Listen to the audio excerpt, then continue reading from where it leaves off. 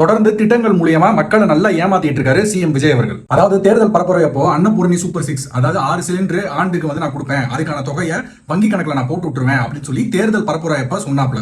இப்போ இவர் அறிவிச்சிருக்காரு, எப்படி தெரியுமா அறிவிச்சிருக்காரு, 3 சிலிண்டர் தான் தருவேன், அதுக்கான காசை வந்து வங்கி கணக்குல போட்டுருவேன் அப்படின்னு சொல்லியிருக்காரு. அதுவும் வந்து முக்கியமான ஒரு விஷயம் வந்து பாயிண்ட் வந்து சொல்லியிருக்காப்ல. ஆண்டுக்கு 2.5 லட்சம்க்குள்ள குடும்பத்தோட வருமானம் இருக்கிறவங்களுக்கு மட்டும்தான் இந்த திட்டம் வந்து அமல்படுத்தப்படும் அப்படின்னு சொல்லியிருக்காப்ல. தேர்தல் பரப்புரையப்ப மட்டும் நான் ஆட்சிக்கு வந்தா இதெல்லாம் செய்வேன் அப்படின்னு சொல்லி நிறைய திட்டத்தெல்லாம் அறிவிச்சாரு. ஆனா ஆட்சிக்கு வந்ததுக்கு அப்புறம் ஒவ்வொரு திட்டத்தையும் எடிட் பண்ணி அதை மாத்தி வந்து திட்டத்தை அறிவிச்சிட்டு இருக்காப்ல. அன்னபூரணி சூப்பர் 6 திட்டம். இத்திட்டத்தின்படி ஒவ்வொரு குடும்பத்திற்கும் வருடத்திற்கு 6 கேஸ் சிலிண்டர்கள் கட்டணமின்றி வழங்கப்படும். குடும்ப தலைவிகள் பயன்பெறும் வகையில் முதல் கட்டமாக அன்னபூரணி சூப்பர் 6 திட்டத்தில் ஆண்டிற்கு 3 விலையில்லா எரிவாயு சிலிண்டர்கள் வழங்கப்படும். ஆண்டு வருமானம் ரூபாய் 2.5 லட்சத்திற்கு மிகாமல் உள்ள பொருளாதாரத்தில் பின்தங்கியுள்ள குடும்பத்தினர், சிறு குறு விவசாய குடும்பத்தினர், மாற்றுத்திறனாளி குடும்பத்தினர் போன்ற சமூகத்தில் உள்ள நலிந்த குடும்பத்தினர் பயனடைவார்கள். அது வேற வாய், இது நாரவாய். மக்களை இன்னமும் இத மக்களுக்கான ஆட்சி நினைச்சிட்டு இருந்தீங்கன்னா அது ரொம்ப பெரிய முட்டாள்தனம். இது மக்களுக்கான ஆட்சியே கிடையாது, அவங்களுக்கான ஆட்சி தான் இது. சிஎம் விஜய் நட்ட எனக்கு ஒரே ஒரு கேள்வி என்னன்னா,